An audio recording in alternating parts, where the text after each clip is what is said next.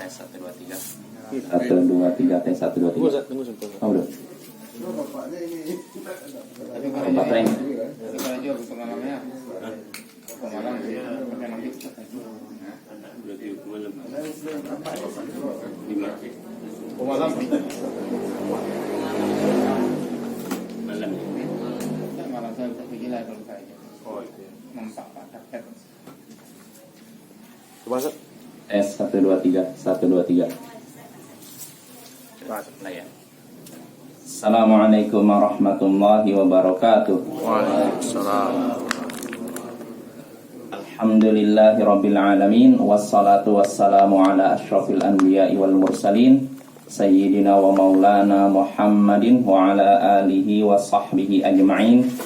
Amma ba'd. Ayyuhal ikhwa wal akhwat, a'azzani wa a'azzakumullah. Saudara-saudariku yang semoga dimuliakan Allah.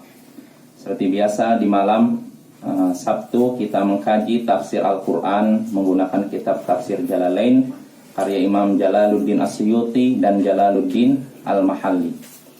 Ya, pada pertemuan sebelumnya kita sudah masuk surat At-Tahrim dan kita sudah masuk ayat kedua, ayat 3 ya. Iya, Sat. Jadi saya bacakan secara singkat biar nyambung dengan pembahasan sebelumnya. A'udzubillahi minasyaitonirrajim. Bismillahirrahmanirrahim. Ya ayyuhan nabiyyu lima tuharrimu ma ahallallahu lak. Wahai nabi, kenapa engkau mengharamkan apa yang Allah halalkan bagimu? Tabtaghi mardata azwajik, engkau menginginkan keridhaan istri-istrimu. Wallahu ghafurur rahim, dan Allah Maha Pengampun lagi Maha Penyayang. Wahai Nabi, kenapa engkau mengharamkan apa yang Allah halalkan bagimu? Apa yang diharamkan oleh Nabi? Apa itu? Madu atau Maria. Ya. Dan sudah kita bahas pada pertemuan sebelumnya, ralat waktu malam itu arti maksud mengharamkan di sini tidak mau melakukan. Bukan artinya perkara ini halal lalu diyakini haram. Karena tidak mungkin seorang nabi mengharamkan apa yang Allah halalkan. Artinya Allah menghalalkan ini lalu diyakini itu haram. Tidak mungkin. Tapi maksud mengharamkan di sini artinya yamtani' imtina, kata para ulama, artinya tidak mau. Artinya tidak mau makan minum madu atau tidak mau mendekati Maria, budak beliau. Ini yang kita bahas pada tahun sebelumnya. Jadi Nabi di sini mengharamkan madu atau Maria, maka Allah pun tegur lewat ayat ini, surat At-Tahrim ayat 1. Kenapa Nabi mengharamkan madu atau mengharamkan Maria? Alasannya apa? Tabtaghi mardata azwajik, engkau mencari keridhaan istri-istrimu. Artinya ini ketika Allah menegur Nabi, perbuatan Nabi dikatakan keliru, ya kan? Makanya Allah menegur. Makanya setelah itu Allah katakan wallahu ghafurur rahim, dan Allah Maha Pengampun lagi Maha Penyayang. Namanya ampunan berarti ada kesalahan kan? Nah ini ya, ini sudah kita bahas. Walaupun permasalahan sensitif, tapi memang kalau masalah dosa besar, sepakat para ulama seorang nabi tidak mungkin melakukan dosa besar. Adapun dosa kecil, ini ada beda pendapat. Ya, sebagian ulama menyatakan tidak mungkin nabi juga melakukan dosa besar maupun dosa kecil. Sedangkan mayoritas ulama, jumhur ulama menyatakan kalau dosa kecil mungkin, tapi tidak terus menerus. Dan kalau sudah terjatuh sekali langsung tobat. Nah ini. Dan ini pendapat jumhur dan dikuatkan oleh banyak ulama. Yang namanya jumhur itu artinya mayoritas, bukan 1-2 ya. Jadi para ulama ketika menyatakan demikian bukan pakai perasaan Bapak ya, tapi berdasarkan dalil. Jadi antara ayat ini dan ayat lainnya. Yaitu ayat pertama, lalu Allah katakan pada ayat kedua, qad faradallahu lakum tahillata aymanikum wallahu maulakum wa huwal alimul hakim. Sungguh Allah telah mewajibkan bagi kalian atau mewajibkan kalian untuk membebaskan diri dari sumpah kalian. Dan Allah lah pelindung kalian, dan dialah Allah yang maha mengetahui lagi maha bijaksana. Allah sudah mewajibkan kalian untuk membebaskan diri dari sumpah kalian. Ayat ini ada tidak hubungan dengan ayat pertama? Ada. Makanya kata para ulama, ketika Nabi mengharamkan Maryah atau mengharamkan madu itu dianggap sumpah. Sudah kita bahas Bapak ya. Jadi ketika seorang mengharamkan sesuatu berarti dia sudah bersumpah. Dia hendaknya membatalkan itu dengan membayar kafarat sumpah. Ini sudah kita bahas. Wa id asarra an-nabiyyu ila ba'di azwajihi haditha. Dan ingatlah ketika Nabi secara rahasia menyampaikan perkataan kepada sebagian istrinya. Ingatlah ketika Nabi secara rahasia menyampaikan perkataan kepada sebagian istrinya. Siapa istrinya di sini? Hafsah. Hafsah. Dan perkataan apa yang dirahasiakan? Kalian tahu? Nabi secara rahasia menyampaikan perkataan kepada Hafsah. Perkataan apa? Yang mengharamkan Maria. Bahwa beliau mengharamkan Maria atau mengharamkan madu. Rasulullah bilang jangan diceritakan.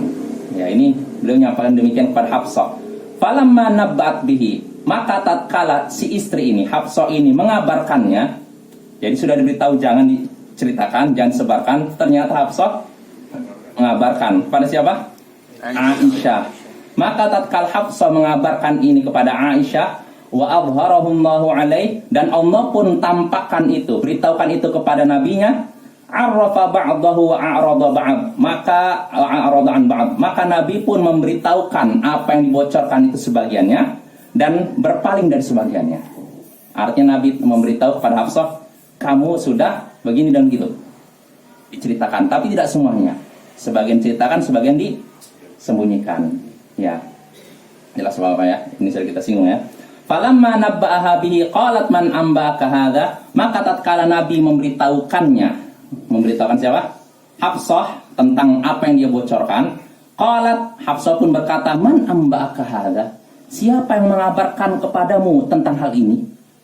Qal, maka ia pun, yaitu Nabi berkata, nabba'aniyal alimul khabir, yang memberikan kabar kepadaku adalah al-alim al-khabir, yang maha tahu lagi maha teliti, yaitu Allah Subhanahu wa taala. Nah, ini kisah Hafsah dan Aisyah dan Nabi sallallahu alaihi wasallam yang sudah pernah kita singgung ya. Jelas Bapak ya. Saya sengaja ngulang lagi biar kita ingat lagi. Karena dengan diulang itulah kita teringat lagi dan lebih nempel.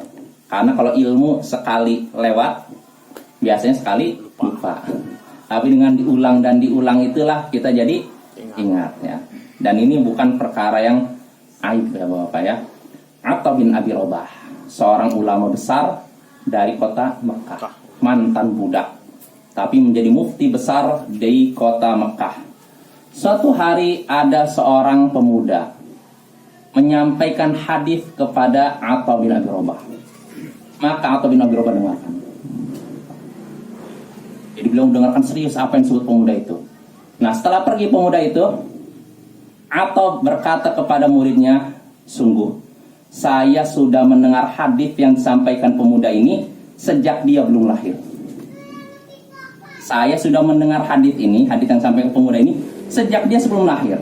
Sebelum dia lahir saya sudah dengar. Tapi langsung Atha mendengarkan aja. Pertama, sebagai bentuk penghargaan terhadap pemuda ini, ya kan? Artinya rendah hati nih beliau, walaupun ini pemuda yang dengarkan.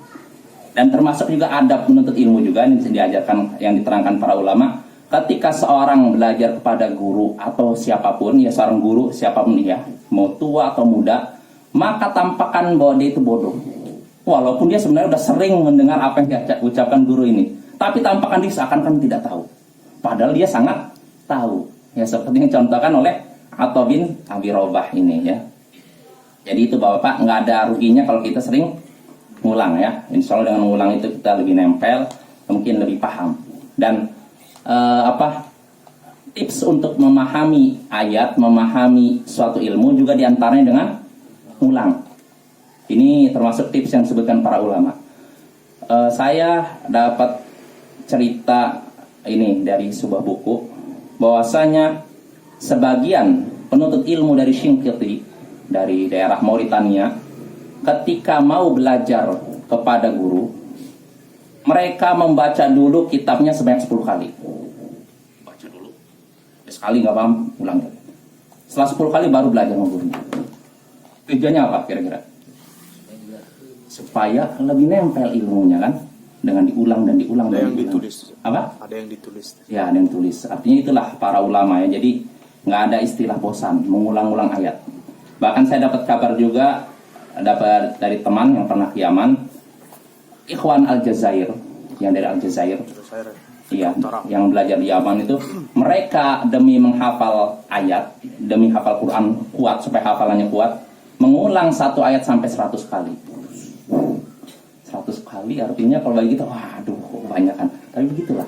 Memang ilmu atau Al-Quran atau apapun hendaknya sering diulang biar lebih kokoh gitu. Ya, ini pembahasan kita pada pertemuan sebelumnya. Jadi itu cerita tentang Nabi SAW merahasiakan, menyampaikan perkataan secara rahasia kepada siapa? Hafsah. Namun ternyata Hafsah membocorkan kepada Aisyah. Lalu Nabi pun mengabarkan itu.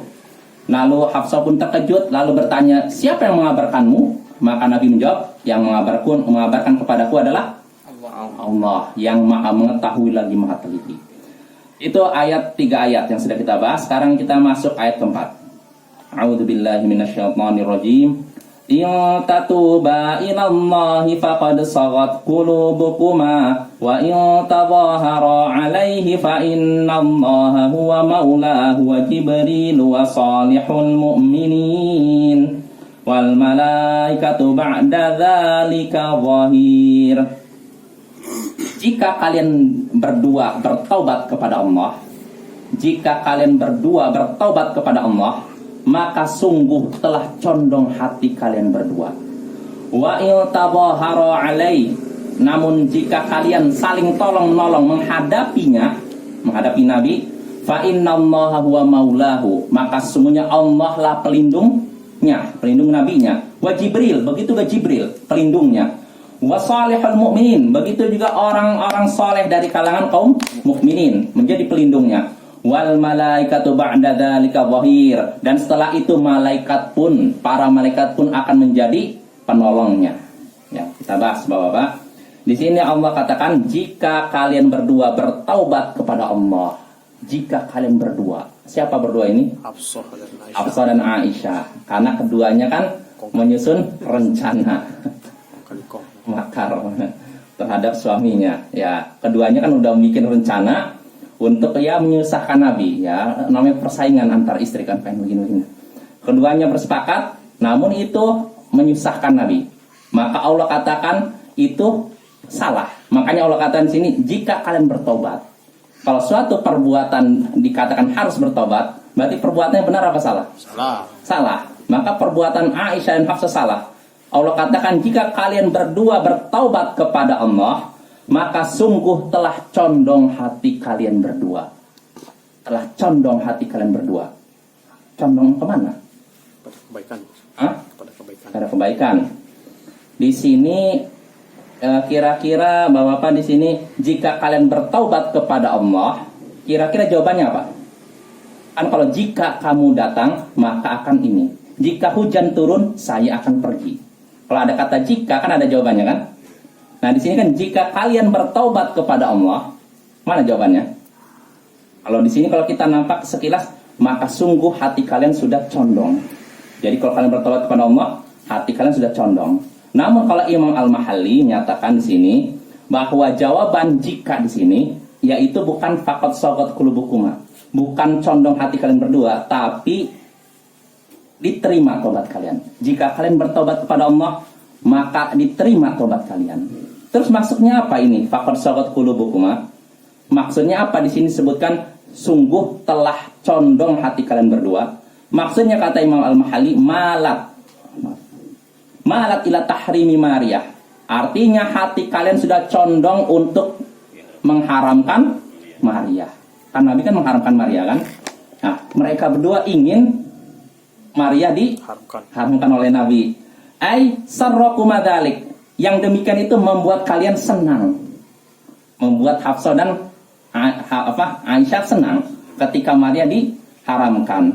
Ma'akarohatin Nabi sallallahu alaihi wasallam. Padahal Nabi tidak suka. Kalian senang Maria diharamkan, tapi sebenarnya Nabi tidak suka kalau Maria diharamkan. Wadzalika dzanbun, dan itu adalah dosa.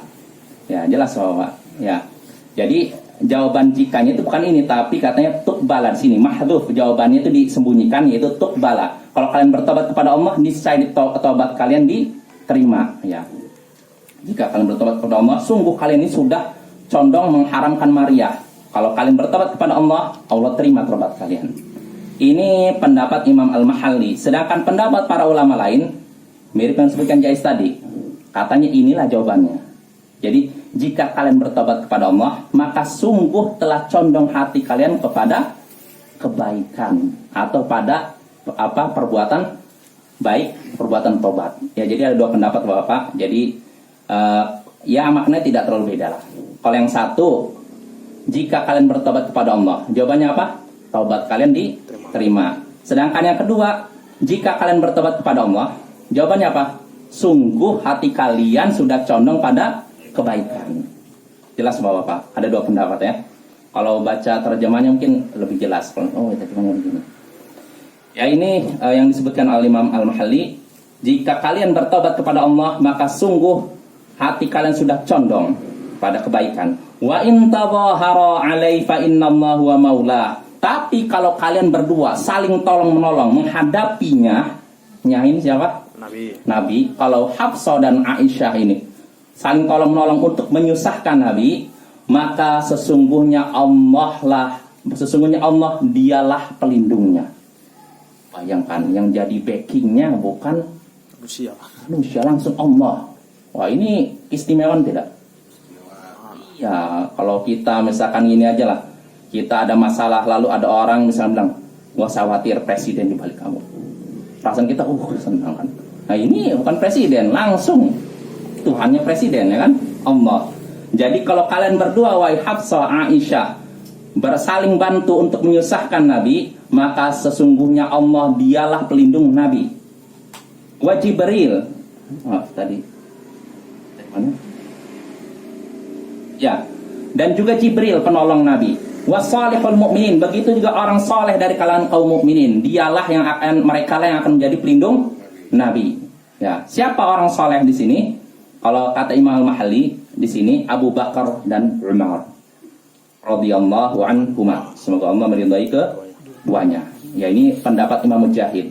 Jadi kalau engkau wahai Hafsah dan Aisyah saling membantu untuk menyusahkan Nabi, membuat makar, maka Allah lah pelindung Nabi. Begitu juga yang menjadi pelindung Nabi adalah Jibril. Begitu juga orang soleh dari kalangan kaum mukminin. Siapa orang soleh di sini? Katanya Abu Bakar dan Umar. Wal malaikatu ba'da dzalika zahir. Dan malaikat setelah itu juga menjadi penolong Nabi. Ba'da nasrillah wal madkurin, setelah pertolongan Allah tadi dan orang-orang yang disebutkan, maka para malaikat pun akan menjadi penolong Nabi. Zuhara'u a'wanu law fi nusrihi 'alaikuma. Mereka semua akan menjadi penolong Nabi dalam menghadapi kalian berdua. Nah, artinya bahwa pakai lagi yang dilakukan dua istri Nabi ini salah apa benar? Salah. Pertama, mereka disuruh tobat. Terus kedua, kalau kalian terus-menerus begitu, Allah akan menjadi pelindung Nabi. Wah, artinya ini jangan dianggap remeh ya. Langsung Allah menangani ya, menjadi pelindung langsung. Jelas Bapak? Ya, kita lanjut. Asa rabbuhu in talaqakunna ayyubdilahu azwajan khairam minkun. Jika dia menceraikan kalian, bisa jadi Tuhannya memberi ganti kepadanya dengan ganti istri-istri yang lebih baik daripada kalian. Jika dia menceraikan kalian, maka bisa jadi Tuhannya memberikan ganti kepadanya dengan ganti berupa istri yang lebih baik daripada kalian. Muslimat, yaitu istri-istri yang muslim. Mukminat, beriman. Qanitat, yang taat. Taibat, yang bertobat. Abidat, yang ahli ibadah. Saihat, yang banyak berpuasa atau di sini berhijrah. Thayyibati wa abkara, baik janda maupun perawan maupun gadis. Nah, ini saya ulangi lagi. Jika dia menceraikan kalian, dia ini siapa? Nabi. Jika Nabi menceraikan kalian, kalian ini siapa? Hafsah dan Aisyah. Ini bukan Hafsah sama Aisyah aja, semua istri Nabi. Ini peringatan bagi semua istri Nabi. Kalau Nabi sampai menceraikan kalian, maka Tuhannya, yaitu Allah, akan memberi ganti kepada nabinya dengan istri-istri yang lebih baik daripada kalian. Jadi nggak usah khawatir Nabi. Ya, kalaupun ini cerai masih ada lagi yang baik, yang lebih bagus. Apa? Kenapa lebih baik? Di sini disebutkan sifatnya, yaitu yang muslim. Ya, muslim di sini muqirratin bil Islam, mengakui Islam. Mukminat, beriman, maksudnya mukhlisat, tulus. Qanitat, taat. Taibat, yang bertobat. Kalau salah langsung bertobat. Abidat, yang banyak beribadah. Saihat, yang banyak, ada dua penafsiran. Saihat ini bisa shaimat atau muhajirat, yang banyak berpuasa atau berhijrah. Ya. Thayyibati wa abkara, baik itu janda maupun gadis. Jadi kalaupun Nabi sampai menceraikan istri-istrinya yang sudah menyusahkannya, maka Allah akan gantikan mereka, gantikan Nabi dengan pengganti yang lebih baik. Jadi nggak usah khawatir kehilangan wanita yang baik, masih banyak. Ya, apa? Ini bisa dipakai sekarang. Dipakai untuk siapa? Untuk siapa? Ya iyalah, kalau Nabi saja ini, apalagi selain Nabi. Iya, berlaku lah. Ya ini juga, ya ini peringatan juga bagi para istri. Jadi kalau kita, ya mungkin juga bisa juga dipraktekkan. Kalau memang istri ini udah susah diatur, lebih condong kepada dunia, nggak mau ini akhirat, maka kamu pilih mana? Gitu. Kalau kamu saya lepas, insya Allah saya dapat yang lebih baik. Tapi tentunya pertama nasihat dulu, jangan langsung diancam dulu, apa? Nanti langsung nangis pulang ke rumah orang tua. Ya tentu dengan lemah lembut ya. Jadi perempuan itu kan sebutkan hadis terbuat dari tulang rusuk. Kalau dipaksakan lurus akan patah. Tapi kalau dibiarkan terus nggak diluruskan akan terus bengkok. Maka sabarlah kepada tulang rusuk. Ya, artinya sabar pelan-pelan ya. Bahkan disebutkan dalam hadis Nabi pernah berkata kepada seorang sahabatnya, rifqan bil qawarir, bersikap lembutlah kepada botol-botol. Maksudnya apa? Kaca-kaca. Artinya wanita itu mudah pecah. Kalau udah tersakiti udah dendamnya lebih parah dibandingkan laki-laki. Mungkin bapak-bapak tahu kan perseteruan mantan presiden ini, walaupun sudah lama ini masih aja menyimpan dendam. Itu perempuan. Ya jelas bapak. Ya itu sekali lagi ini ancaman dari Allah untuk istri-istri Nabi kalau mereka tidak mau menaati Nabi dan terus menyusahkan Nabi ya. Bahwa Allah akan menggantikan untuk nabinya dengan menggantikan mereka dengan ganti yang lebih baik ya. Ya ini surat At-Tahrim dari ayat 1 sampai ayat ke-5 ya. Dari beberapa ayat ini kita bisa mengambil beberapa faidah. Di antaranya pertama, penetapan kenabian Muhammad sallallahu alaihi wasallam. Ya, sebagaimana di sini Allah sebutkan ya ayyuhan nabi, wahai nabi. Ya, berarti Muhammad sallallahu alaihi wasallam adalah nabi. Terus kedua, kelembutan Allah tatkala mengajak bicara Nabi. Sebab Allah menggunakan ya ayuhan Nabi. Tidak menggunakan ya Muhammad. Menggunakan gelar yang mulia. Nah, ini termasuk utama Nabi Muhammad ya. Allah berbicara kepada nabinya dengan ungkapan yang lembut, ya ayuhan Nabi. Itu kedua. Lalu faedah ketiga yang bisa kita petik dari ayat ini juga. Nah, ini terkait dengan pembahasan fikih nih. Siapa yang jika seorang suami mengharamkan istrinya, maka apa status istrinya? Pertanyaan saya ulangi lagi. Ini terkait masalah fikih ya. Jika suami mengharamkan istrinya, maka jatuhkah talak kepada istrinya? Jatuh tidak? Misalkan seorang kepada istrinya, saya haramkan kamu dekat saya. Atau saya haram dekat dengan kamu, atau saya haram menyentuhmu, atau kamu haram menyentuhku. Ini cerai kan? Jatuh talak tidak? Siapa yang berpendapat jatuh talak? Siapa yang berpendapat tidak talak? Bukan talak. Ada 18 pendapat Bapak. Dalam masalah ini. Yang paling keras yaitu berpendapat jatuh talak. Ya. Ketika menyatakan kamu saya haramkan, atau saya haram mendekatimu. Ada yang berpendapat itu talak. Namun pendapat yang kuat wallahu alam, pendapat Imam Syafi'i dan Ahmad bin Hambal bahwasanya tatkala suami mengharamkan istri itu tidak dianggap talak kalau memang niatnya bukan talak. Dia hanya dianggap sumpah. Maka kalau dia ingin mendekati istrinya lagi, dia harus bayar kafarat sumpah. Jelas Bapak ya. Jadi yang pendapat yang kuat ini tidak dianggap talak. Sebab kalau disebut talak tentu akan dijelaskan, ya tidak. Dan Nabi nggak disebutkan bahwa beliau ketika itu dianggap talak. Dan istri Nabi yang mendapatkan talak cuma satu saja, sempat dapat talak. Itu siapa? Hafsah.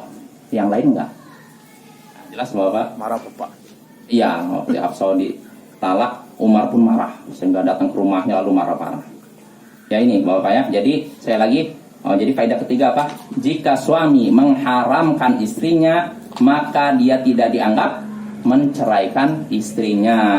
Akan tapi dia dianggap sudah bersumpah. Ya. Itu faedah ketiga. Lalu faedah keempat yang bisa kita petik dari ayat ini, yaitu keutamaan Nabi Sallallahu Alaihi Wasallam. Sebab Allah katakan di sini, kalau kalian berdua saling membantu untuk menyusahkan Nabi, maka sesungguhnya Allah dialah pelindungnya.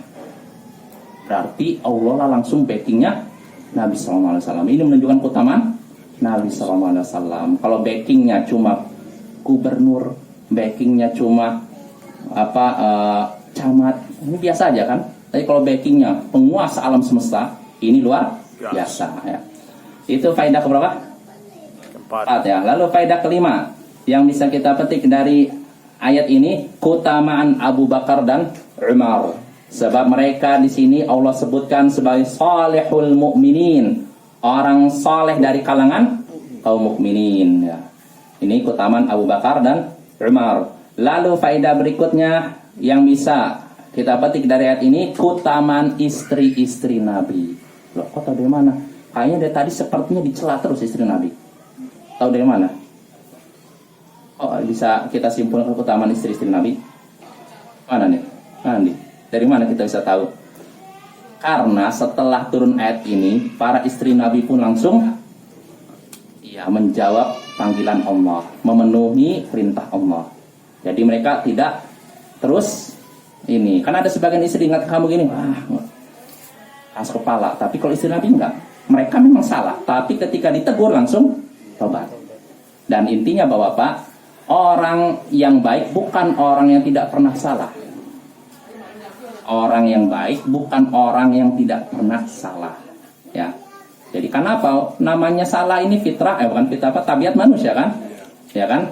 Jadi bukan berarti orang baik itu tidak pernah salah. Akan tapi orang yang baik adalah orang yang setelah berbuat salah dia taubat. Sebagaimana hadis Nabi dalam Musnad Ahmad, kullu bani Adam khata. Setiap anak Adam, yaitu manusia, pasti berbuat salah. Wa khairul khata'in at-tawwabun. Dan sebaik-baik orang yang berbuat salah adalah yang bertaubat. Ya, jadi sekali lagi, ketika kita salah, tergelincir, kekeliruan atau apapun, ini bukan aib, bukan tercela, bukan istilahnya kekurangan baik kita. Yang tercela itu kalau kita sudah salah, diingatkan, lalu terus berbuat salah. Ini baru tercela. Jelas Bapak-Bapak?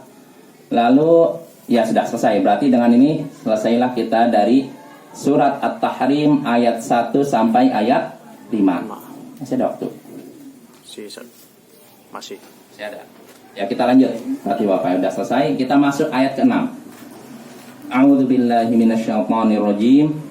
Ya ayyuhalladzina amanu qu anfusakum wa ahlikum naran wa quduhan nasu wal hijarah 'alaiha malaikatun ghilazun shidadun la ya'sunallaha ma amarahum wa yaf'aluna ma yu'marun. Ya ayyuhalladzina kafaru la ta'tadzirul yawm innama tujzauna ma kuntum ta'malun. Ya ayyuhalladzina amanu, hai orang-orang yang beriman, Qu anfusakum wa ahlikum nara. Jagalah diri kalian dan keluarga kalian dari neraka. Wa quduhan nasu wal hijarah, yang bahan bakarnya dari manusia dan batu. Alaiha malaikatun ghilazun syidad. Di dalamnya ada para malaikat yang keras dan kaku atau keras dan kasar ya, keras dan kasar. La ya'sunallaha ma amarahum. Tapi walaupun keras dan kasar, mereka tidak pernah mendurhakai Allah terkait perintah yang Allah berikan kepada mereka. Wa yaf'aluna ma yu'marun, dan mereka selalu mengerjakan apa yang diperintahkan kepada mereka. Ya, kita lihat penjelasannya. Di sini Allah berfirman, hai orang-orang yang beriman, ya ayyuhalladzina amanu. Kata Ibnu Mas'ud, kalau dikatakan ya ayyuhalladzina amanu, maka persiapkanlah telinga hati kita untuk menyimak. Karena setelahnya akan ada apa? Perintah yang harus kita kerjakan, atau ada larangan yang harus kita tinggalkan ya. Hai orang-orang yang beriman. Nah, kalau di sini apa? Kira-kira perintah atau larangan? Perintah. Karena setelahnya hai orang-orang yang beriman, jagalah diri kalian dan keluarga kalian. Jagalah diri kalian dan keluarga kalian dari neraka. Bagaimana caranya menjaga diri kita dan keluarga kita dari neraka? Bagaimana caranya? Di sini kata Imam Al-Mahalli, bil hamli ala ta'atillah, yaitu dengan membawa kalian untuk menaati Allah. Jadi jaga diri kalian dan keluarga kalian dari neraka itu dengan menjadikan mereka untuk apa? Taat kepada Allah. Arahkan mereka untuk taat kepada Allah. Atau yang sudah kita bahas dalam kitab hadis, kata Ali bin Abi Thalib, alimu al khair. Ajarilah keluarga kalian kebaikan. Apa kebaikan sini? Ilmu agama. Ya, dengan ilmu agama itulah seorang bisa menjaga dirinya dari api neraka. Bukan ilmu dunia, Bapak ya. Bukan berarti ilmu dunia nggak penting. Ilmu dia nggak apa-apa. Tapi yang bisa melindungi dari api neraka ilmu agama ya. Bukan ilmu dunia. Ya, kita lanjut lagi. Jagalah diri kalian dan keluarga kalian dari neraka yang bahan bakarnya adalah manusia dan batu. Manusia di sini al-kuffar, yaitu orang-orang kafir. Wal hijarah, dan juga batu, ka'asnamihim minha, seperti contohnya patung-patung mereka. Alaiha malaikatun ghilaz, dan di neraka itu ada para malaikat yang keras dan ghilaz. Keras tuh man ghalidhal qalbu, yaitu malaikat yang hatinya keras. Syidad, kasar, fil batsh, dalam hal memukul atau membentak. La ya'sunallaha ma amarahum, mereka tidak mendurhakai Allah terkait apa yang diperintahkan oleh mereka. Maksudnya apa? La ya'suna amrallah, mereka tidak mendurhakai perintah Allah. Wa yaf'aluna ma yu'marun, dan mereka juga mengerjakan apa yang diperintahkan kepada mereka. Wal ayat ini, perhatikan Bapak, tahwifun lil mu'minina 'anil irtidad. Ini merupakan ayat yang menakut-nakuti orang beriman agar tidak murtad. Jadi jangan sekali-kali murtad. Karena kalau kalian murtad, kalian akan menghadapi para malaikat yang kasar dan keras di neraka nanti. Walil munafiqin al mu'minin bi alsinatim duna qulubihim. Dan ayat ini juga menakut-nakuti orang-orang munafik yang beriman dengan lisan mereka namun tidak dengan hati mereka. Ya, ini ancaman bagi orang mukmin agar tidak murtad, dan ancaman bagi orang munafik yang menyembunyikan kekafiran dan menampakkan keimanan. Jelas Bapak? Ini ayat ke-7. Insyaallah ayat berikutnya kita lanjutkan pertemuan berikutnya aja ya. Sudah 30 menit. Ya, mungkin cukup lah. Insyaallah pada pertemuan berikutnya kita lanjutkan ayat yang ke-8 ya. Hah? Oh ya 7. Tadi 6. Ya, 7 ya.